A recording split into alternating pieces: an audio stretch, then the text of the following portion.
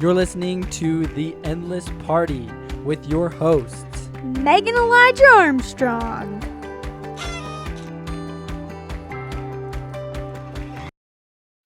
Hello, everybody, and welcome back to The Endless Party. Welcome back, friends. This month, Elijah and I are celebrating our 3-year marriage anniversary. Yes. Anniversary. Adversary. No, anniversary. Anniversary. And I'm just tongue-tied today. In celebration of our 3 years, we thought we would do a podcast all about marriage, and romance. all our 50 years worth of experience. All of our 50 years worth of experience. To share with you. In a nutshell, in this 30-minute nutshell. Yeah. Okay. Pretty good.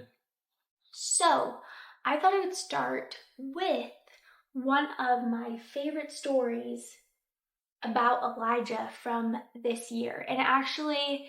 Oh, this year? It happened this year. Oh. And it actually speaks to one of the principles that I believe is so important in a marriage and something that I think... I just think it's really good. Okay, so let's flash back. I'm going to get emotional again. Man, okay. Let's flash back to Christmas. So this year... Christmas.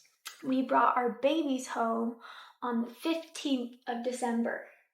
And we've explained this before in other podcasts, but the first 10 days with our babies were rough. Like, Elijah and I can probably both feel like it was like, that was the hardest 10 days of my life. One of the sets. It was pretty rough. It was really, really hard. It's mainly because of no sleep. We had no sleep. We really got no sleep. And because of that, by day 10, we were at our wit's end and ended up being Christmas.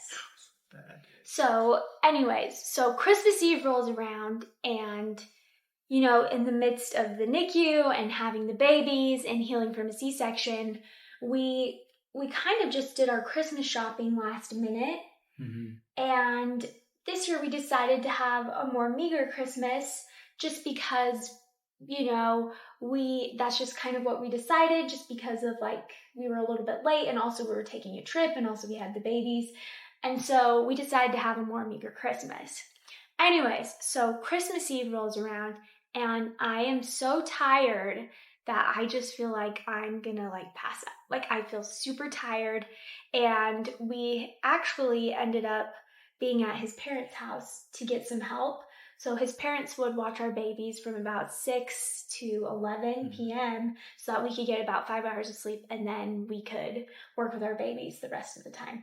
Anyways, this is all the setup. So it's Christmas Eve, and I'm passed out, and I'm so excited to go to bed. And I start getting ready for bed, and I'm like, Elijah, are you coming? And he's like, no, I have to finish your Christmas. And I was like, what? I'm like, no, come to bed. Sleep was so precious to us at this moment. I can't describe how much we needed it. And he chose to give up sleep to set up my Christmas. And not only that, he was cutting out these little tiny papers to put in a box so that my Christmas present looked pretty. Wasn't even that, and just because he wanted to make sure that I had a great Christmas and that it was meaningful and that I knew he was super intentional about what he was giving me. And it mattered so much to me, and it's something I'm always going to remember. And the principle behind this story is that I think marriage is all about intentions. It's being intentional. I think really husband and wife could care less what the gift is, but for me, it's all about the intention behind the actions. He was setting up that Christmas because he loved me. And so that's what made it so special. It wasn't the fact that the presentation was beautiful, it was. It was the fact that he was so intentional. And I think that's something I will forever remember and cherish. Well, thank you. That's actually, so in preparation for this podcast, a lot of times that we usually work on it together, but this podcast, we actually made notes separately. Mm-hmm. And ironically enough, I actually talk about giving gifts too. And it's actually pretty cool because Sir Lancelot said, the gift without the giver is bare. And I think that's what the whole premise behind that story was. It's the gift itself, quite frankly, wasn't all that great. It wasn't expensive. It wasn't flashy or luxurious. There were very simple things, right? And then there's another quote from a poem that reads, "Rings and jewels are not gifts, but apologies for gifts. The only true gift is a portion of oneself." And I think that's what was so cool about this Christmas is it wasn't anything incredible behind the gifts, because as Meg said, we really focused on our babies because they came home right before Christmas, and there was just a lot of things that we were going through. Trying to survive. Yeah. Make it to the next day. And so our gifts were very meager, but it was the most memorable and most incredible Christmas that I've experienced, because we really did do all that we could in order to make each other a nice Christmas, considering the circumstances, which was awesome. But I guess that's what kind of leeways into one of the things that we recommend, especially over the 3 years that we've been married. Give an occasional gift, even if it's just a small note or something. And it doesn't even have to be something expensive or something crazy. It can be something as simple as potato chips that they like, or a Powerade, or a small note on a sticky pad. Those are the things that matter, and it's the reason they matter isn't because the gift itself, it's because that you took time to think about this person and to really express your gratitude towards them or how you feel towards them. It has nothing to do with the gift, but everything to do with the fact that you are thinking of them constantly. Yes, I think bouncing off of that, we've seen relationships where spouses give each other incredible gifts. Amazing. We're talking cars, a brand new car, diamonds, jewelry. And it's interesting because as soon as they get the gift, all you hear is they got me a diamond, but whatever. There's no gratitude behind it. No. And I think the reason is because the gift feels cold. Yeah. Because it doesn't feel intentional. Because what happened is it's here, let me make up for the entire year in this one gift. Right. It's here, I'll just give you this car, but then, I won't do anything else until I get you your next big item. But I think what's interesting is what the human heart loves is it loves that those constant small reminders. Yeah. That bag of potato chips or that sticky note once a week, hey, once every 2 weeks. Yes, that's what matters. Yeah, I would agree. And here's what's crazy is I would take that over buying a car. Yes, I would too. Because that relationship is so vital. It's so much more important than having luxurious items. I mean, it goes back to, we just watched this movie. It's actually my favorite movie. It's called A Knight's Tale. It's a good movie. Great film for a lot of reasons. But one of the things that I think she's a duchess. She says the poor can marry for love, but the wealthy can't. And I think that's interesting because at the end of the day, I would much rather be poor and marry the person that I love, that's going to take care of me, that's going to be there for me, than be wealthy with a person that will buy me nice things but is absent.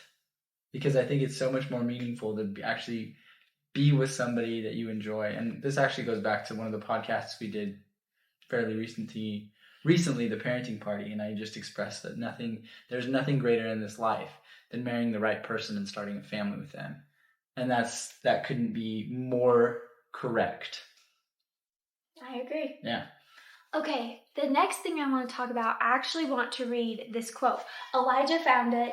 I just remembered it. So it's from a book called Golden Nuggets of Thought, I believe. And I think there's 4 volumes. And I think this quote, it kind of signifies one of the biggest rules that we have in our relationship. Mm-hmm. And we've talked about this on so many podcasts, but I always think it's good to bring it up because we think it's so crucial to any one of the marriage. Things, and here's why. So the scriptures tell us to remember.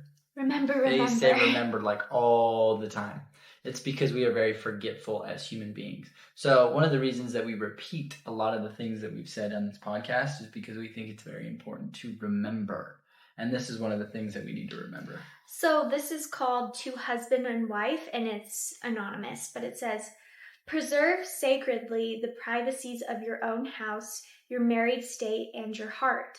Let no father or mother or sister or brother ever presume to come between you or share the joys or sorrows that belong to you two alone. With mutual help, build your quiet world, not allowing your dearest earthly friend to be the confidant of aught that concerns your domestic peace. Let moments of alienation, if they occur, be healed at once. Never, no never, speak of it outside, but to each other confess, and all will come out all right. Never let the morrow's sun still find you at variance. Renew and renew your vow. It will do you good, and thereby your minds will grow together, contented in that love which is stronger than death, and you will be truly one.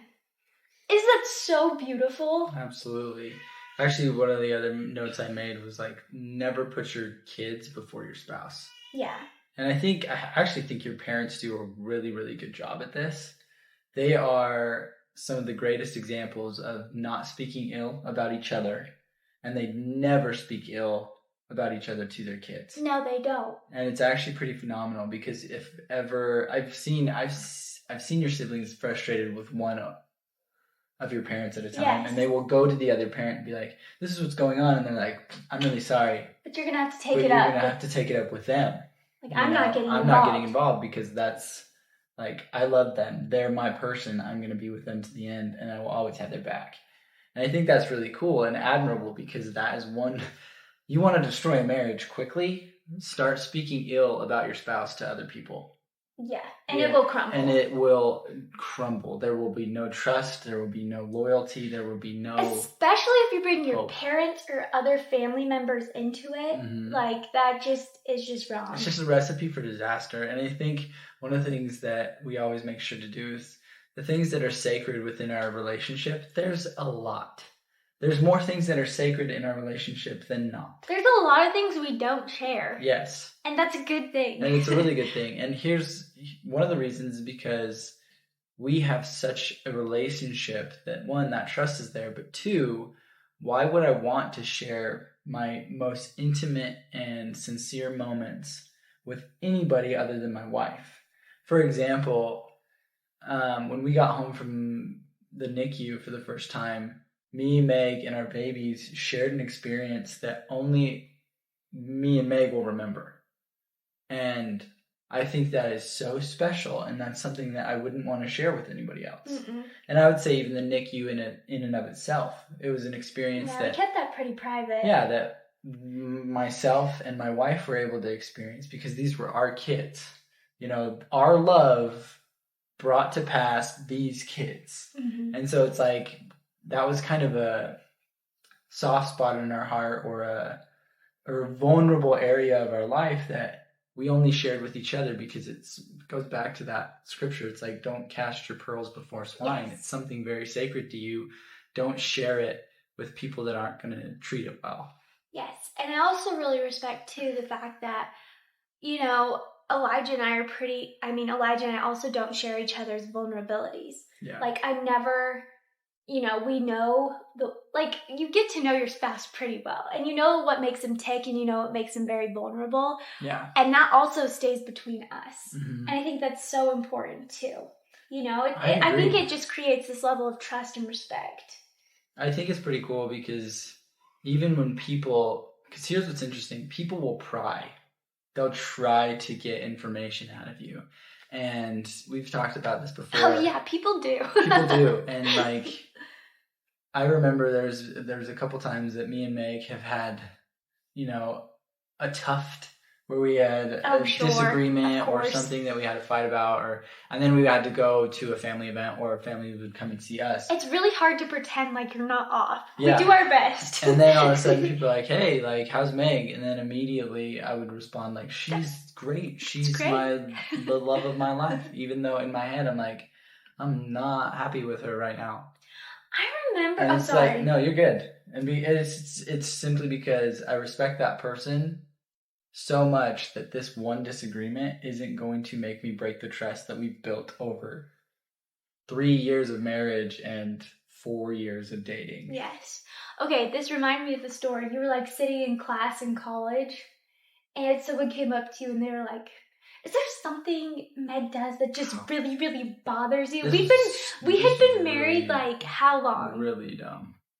Good friends. We were more like associates. And she came up to me and like, She's like, is there just something that like Meg does that just drives you crazy? And I was like, no. And I'm sure there probably was at the time. Sure. We were only 4 months married. But she's like, my husband, he leaves the toothpaste cap off all the time. Or he puts the toilet paper roll the wrong way. Or there was a million things. She just started spouting off. And then she's like, there's not one thing. I was like, no. I was like, she's great. I think my favorite part of the story is you just like got up and moved seats. Oh, yeah. He just left. Because he didn't buy into it. And I respected it. So if somebody tries to pry into your personal affairs, just say, get out. Leave them out of it. Or just change seats. There you go. Just leave. It works. Every time. Okay, the next story I wanted to tell is one all about trust. Trust. And I think so again, big thing that happened this year was the birth of our babies. And like I had never lost my health before. Right. And we went into the hospital and they go, hey, your blood pressure is really high. You're really sick. Like, you're not healthy. This was not good. And they're like, you're going to deliver your babies today. And I remember I went in and I was like happy. And then I felt very, like, it was very scary for me because I knew our babies were early and that like really, really scared me. And I had never given birth and there was like the potential for a C-section. I was delivering in the operating room. Mm-hmm. And so I was really, really scared. But I think the thing that helped me the most in the situation, like my parents were there and that was great. And Elijah's parents came and that was great. And we had a great doctor and great nurses and everything. But like the person that I needed the most by my bedside was my husband, Elijah. And I think in having him there, that like dissuaded so much of my fear. You know, he probably held my hand for like 12 hours straight. And it was amazing because just like him holding my hand and just being there, I just knew everything was going to be okay.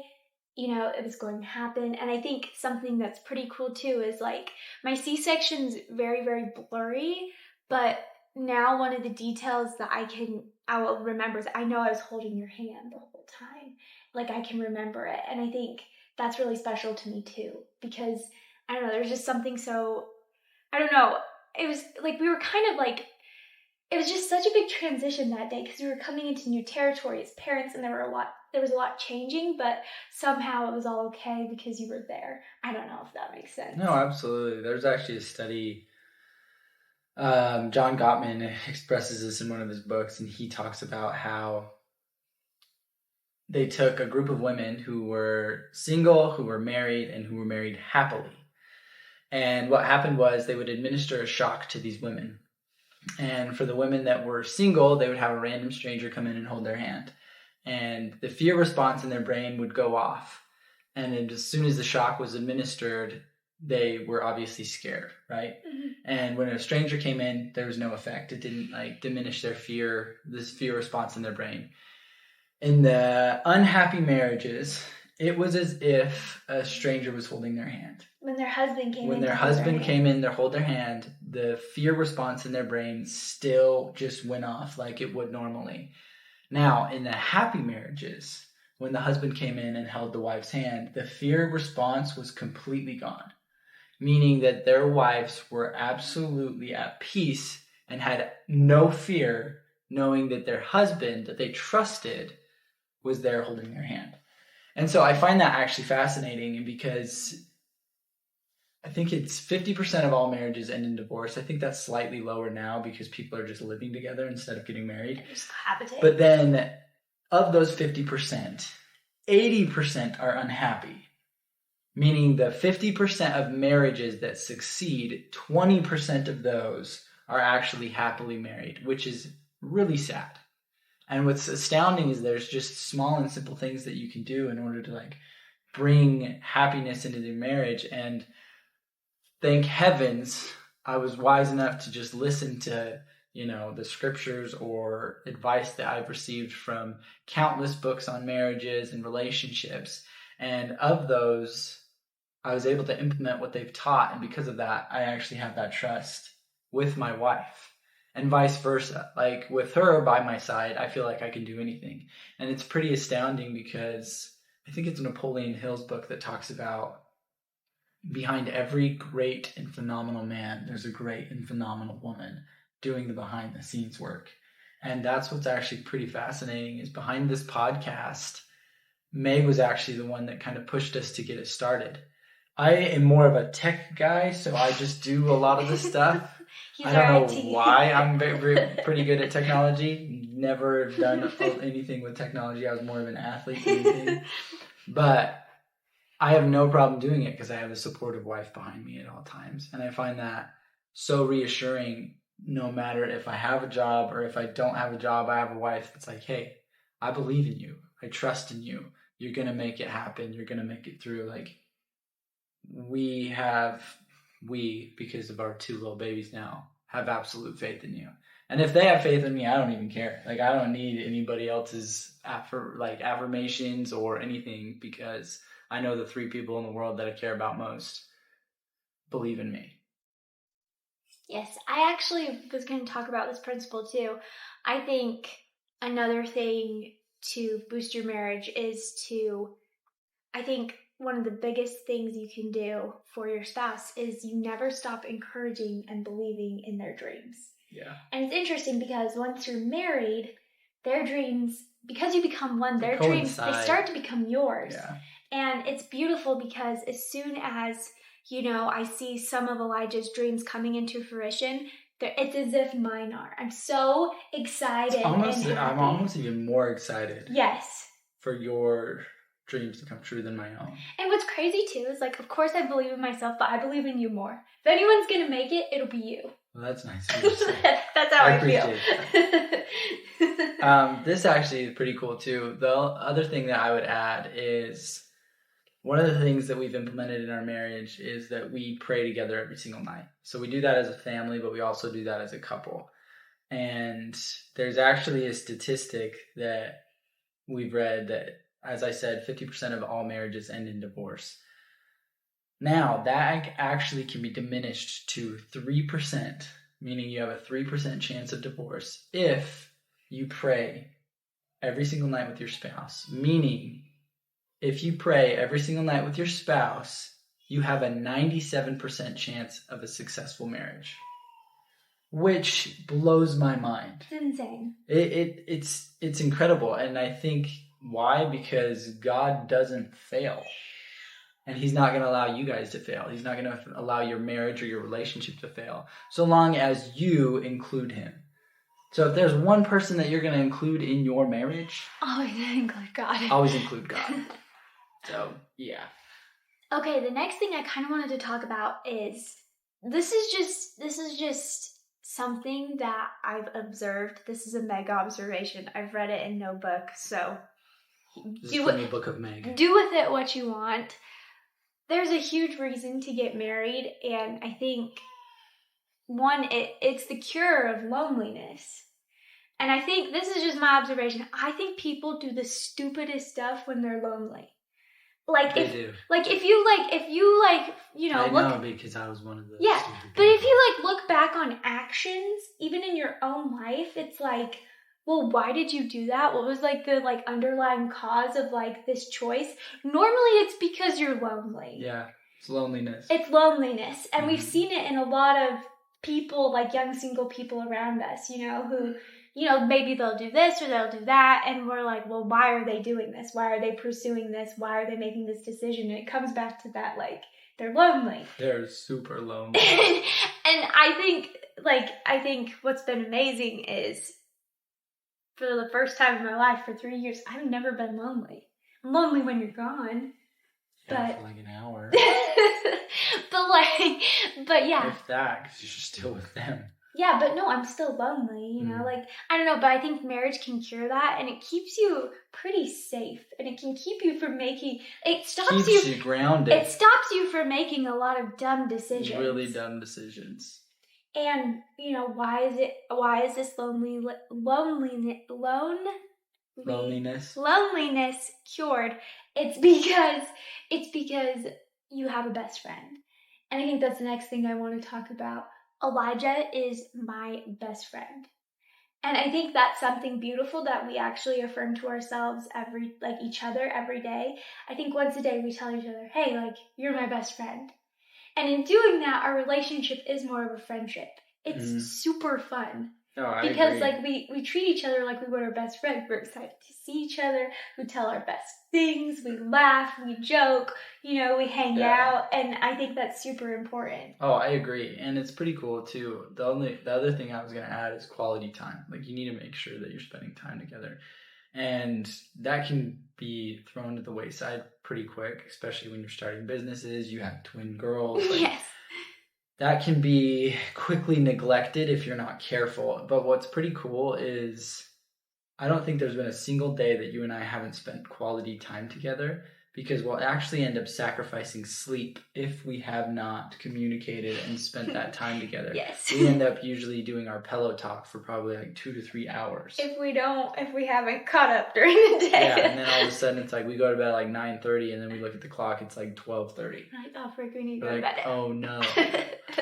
And so that's why like we have to just catch up throughout the day. So luckily we finally got to the point with our girls that we now put them down to bed about 7:30, and they'll sleep for a long time. And so we'll go play catch. We'll, sit down and just talk with each other.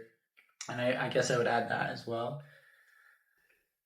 If you sit down to talk to your spouse, like, turn the TV off, put your phone away. In a different room. Yes. Don't pick up your phone. Like, talk to your spouse and really, really listen. I think there's a quote that reads, communicating is sharing, but caring is listening. But no, communicating is sharing, but listening is caring. And so really just listen to your spouse, see what they actually have to say, because it's gonna pay dividends in the end. You're gonna have a happy marriage, one that you still are best friends after 3 years of marriage, or hopefully much, much longer. Because we're going on our 50-year anniversary. It's our 50th. Yeah. One of the things that Elijah and I do, so we have traveled a lot. We've taken a lot of road trips together, just from visiting my family, visiting his family. We've taken a lot of driving. And people are always like, so, like, what do you do to pass the time? Like, do you listen to books? Do you listen to music? Do you just listen to music? And we're like, well, actually, we talk. We talk the entire time. We have taken an 11-hour car trip. 11 hours. And we didn't stop talking the whole time. Car ride. Like, sure, maybe we'll have momentary, like, lapses of silence, but that's all they were, momentary. Yeah, they don't last. People are like, you talk the whole time. It's actually crazy because like people we talk to that are our age or that have been married around the same time as us, they're like, wait, you talk to each other the whole 10-hour drive? And we're like, yeah, we have a lot to say. That's normal. Hence why we started a podcast, because we have a lot to say. Apparently we can't ever stop talking. Yeah. It's to the point where it's like sometimes we'll get invited to go in other people's cars or something, and we're like, no, like, that's my time to talk with my spouse. Yeah, they're like, yo, we all can drive and carpool and like save on gas. I'm like, nah. Like, I'm not giving that up. That's my time. We'll that's my just person. be with each other and talk for the 10 hours and stuff. Yeah, it's pretty funny. So quality time. Yes. Even 10-hour car rides can be quality time. And I think what's crazy, what's amazing too, is I feel like it was during those car rides that we really started to, like, get to know each other. In a sense that, like, I don't know, I feel like we've talked so much that we shared, I mean, I think I know pretty much everything about you. Okay, but actually no, this is something that I found kind of cool about marriage too. Like, you think you know everything there is to know about, like, you don't. I feel like every week something new will come up and I'm like, what? Like, I didn't know that about you. Or Elijah was like, you did that? I didn't know that. I'm like, oh yeah, for sure. That's 24 years of just stories, experiences, and stuff. And so new things come up all the time, and it's actually pretty cool because you get to know each other more and more. Maybe by our 50th, we might know every story about each other. Maybe. Well, who knows? But it is pretty cool to just get to know somebody to the point where you start to become that person. And I will say this is spooky. Oh, this is getting strange. This is getting This spooky. is getting strange around here. Okay. I will literally be in the kitchen, like, doing dishes, thinking of a song, and Meg will come in singing that song. The exact lyric. Like, homie, you don't understand. I was just thinking about that song. Or sometimes we'll be in conversations and we'll accidentally say the same thing at the same time, and we're both like, what? Or this happens all the time too. We've gotten to the point where we'll relay a story to somebody else, and then they'll be like, yeah, that was me. And I'll be like, no, that was me. Like, you're just like, wait, I'm pretty sure it was me. And I guess we won't ever know. You start to become one flesh, as the scriptures say. Yes, you do. It's pretty fun. Marriage is the single greatest thing that I think human beings can enter into. I agree. I wanted to share this plaque. No, it wasn't a plaque. I think it was just a quote my mom had on a little piece of paper in her room. And I'm going to butcher it because I don't know it word for word. But I think it went something like, I think the true measure of success in life is how your marriage is. Like, a successful person will have a successful marriage. Yeah. And I think that will tell a lot about the person. Because to have a successful marriage, there are so many different... There's so much to it. There's a lot that you can implement. Right? You know, we talked about this in our relationship podcast, that there is a million different things that you can implement in relationships to have really meaningful and really powerful relationships. And I think that's what's so incredible about a marriage. There's actually a quote from, I think it's Albert Einstein's second wife. And she got asked, she's like, because you're married to Albert Einstein, you probably know everything there is to know about quantum theory or like whatever. And she's like, no, but I know everything there is to know about Albert Einstein. And I think that's the epitome of what a marriage is I'm not an expert in women. I'm an expert in one woman. And I'm becoming more and more of an expert every day because, quite frankly, I don't think I need a lifetime to become an expert. Dude, I got layers. I got layers. But I think that's what's cool about a marriage is that you don't become an expert in, you know, dating or in women or in men. You become an expert in your spouse. You know, it's like, what are the things, for example, there's a book called 5 Love Languages, right? And I think there's gift giving, acts of service, physical touch, words of affirmation. Service. And no, I said service. Anyway, there's 5 of them. And of those 5, I think everybody enjoys actually all 5 of the love languages, but you learn what your spouse's greatest love language is. It's quality time. Quality time. That's the 5th one. And you'll find really quick the things that actually make your spouse tick and things that don't. Yes. And I think that's what's pretty cool is like you can figure it out because you are now married to them. Yes. And you should. Figure it out. If you don't, you're kind of a trash bag. Just saying. It is funny because it's not funny. We don't ever do this, but like a spouse has the power to like make you feel the most loved or like the small, like they also know how to tick you off very, very easy. Yeah, so here's what's crazy is like when you enter into a marriage, you give fully of yourself. At least you should if it's a good marriage.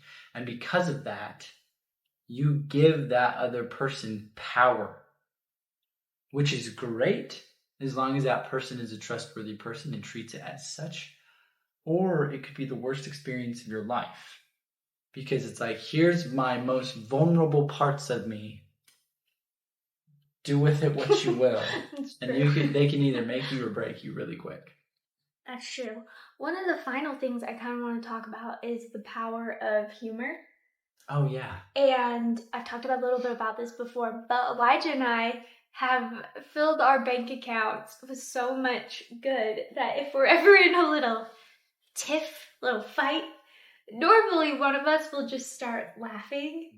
I'll share this story because it's pretty funny. So we actually just recently took a trip a month or so ago. Oh no! Don't. I'm not gonna drag you under the bus, okay? So we both can get frustrated over little things. Like we're people. I had an experience where I got so frustrated with eggs one morning. The pan, it was just bad. And my wife was nice enough not to say anything for a while. But behind my back, she was laughing, right? Because it was hilarious. I didn't let him know. And it was only in her house. So the same thing happened with us when we were leaving on a trip. I think an accumulation of a lot just happened. There was so much. Elijah got stung by like 1 million bees. Yeah. Did we even tell about that? No. He got stung by so many bees. So then I was like incapacitated. He was like taking so much Benadryl. I didn't help pack for this trip, and packing for twin girls, you pack the whole house. And like they're just so they're doing that. Working with then them you have solo. to work with them. Anyways, she's like not very happy when we're about to leave. I'm like, let's go. I just need to get in the car and get out of here. And so I'm just like behind him, like I'm just like cackling to myself, and then we're finally in the car, and she's like, "I'm so sorry. I don't even know. I was so upset." And then I just started laughing because I was like, "Yeah, I was laughing behind her back the whole time. I didn't know why you were upset either." Yeah, we both will just like laugh now. Yeah, when it's appropriate. Yeah, because there are situations where it's not, but most of the time, it's better to turn anger into like humor. Yeah, and that's what we've tried to do. Better to laugh instead of cry or yell. Yes. One of my favorite things too is like, I think it's good to like, okay, I have to be careful how I said this. I feel like there's very wholesome like pranking, teasing that like should never be malicious. It never belittles, it never degrades, but it's just like fun. And I think that's something that we keep up very well in our relationship. Like, you know, life is fun and well, I mean, for example, spontaneous. If you are recently married or if you've been married for a long time, I think you all need to think back to what you did before you were married. Like when you were courting each other. Like how did you treat each other? What did you do? And I can think back, and me and Meg flirted all the time. In all situations. We teased, we had fun, we poked fun. And it was never malicious or mean. No. It was just fun. That's what it was. And I think that's actually very beneficial in a marriage, is that you keep the teasing, the flirting, the fun, the courting alive from the very first day that you're married to the day that you guys die. Like, so the other night, we were getting ready for bed, and it took us like... Oh my gosh, I don't even know. So we changed our routine slightly, and because of that, we've been like amped out of our mind. And what happened was we went to bed. It took us like an hour to get ready. We were just like messing around, and we were laughing so hard. It was so dumb. It took us like a whole hour, and it was so funny. So keep the teasing and the flirting alive. It makes for a very spontaneous and fun life. Absolutely. Like sometimes we'll like, I don't know. I just don't want to be dry, you know? Yeah. And I think if you look back onto like, there's so many reels about like husbands always going after their wives and like, you know, in the sense that they'll like almost grope them or like touch them or like, you know, smack their bum or like whatever. I do all of that all the time. Okay? And keep this PG. This is a PG podcast. That's right. That's what I mean by like keeping the teasing and flirting alive. Now, don't push it too far that your wife doesn't enjoy it. No, don't do that. It makes her very mad. Yeah. So, keep that alive.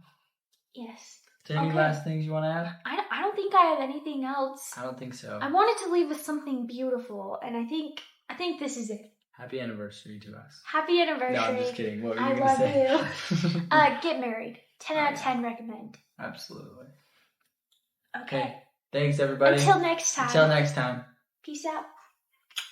You've been listening to The Endless Party. Please feel free to join us over at our website, theendlessparty.com, for more of our content. Also, we would love to hear from you. Leave some comments and let us know what you're interested in us talking about. Seriously, like, subscribe, leave a 5-star rating, whatever it is the platform says to do, so that we can keep partying together.